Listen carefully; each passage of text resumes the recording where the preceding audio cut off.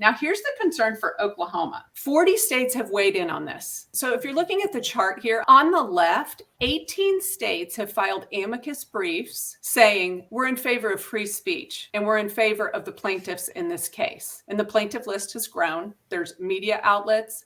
There are medical experts. There are the 2 states that are still plaintiffs. But 18 states have said, stop. We have an interest in this. No longer can we censor this information in this case. 22 states plus Washington, D.C. on the right have filed briefs attached to this lawsuit that say, of course, the government needs to censor information, and here's why. We are in a censorship civil war, and this case is our battleground. One state, only 10 states haven't weighed in, and ironically, Oklahoma is one of them. Our Attorney General, Drummond, has not chosen to file in protection of our freedoms. He is staying on the sideline, which is incredibly concerning. I think maybe we need to start a letter writing campaign or a social media campaign to Gentner Drummond to get him in on this lawsuit. Yes, that I agree that everyone needs to be contacting the Attorney General's office and asking the question, why? Why has Oklahoma not weighed in? This Missouri versus Biden case is something every Oklahoman should be following. Every American should be following. Bringing it down to the state level, is this State Bill 1100. This is truly astounding. The crisis here that they have exploited is the death of this precious child who was lost to suicide. This bill was something about helping someone to commit suicide and criminalizing that.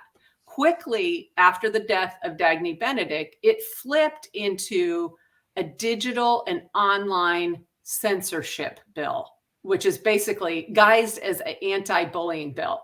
And the language in it is so nebulous. It says things like, if anyone in a post-electronic communication says anything obscene, filthy, or indecent, anything that someone feels intended to terrify, intimidate, harass, or cause them severe emotional distress. It even says intent to annoy, abuse, threaten, or harass, that they would be subject to these criminal penalties. And they're very broad.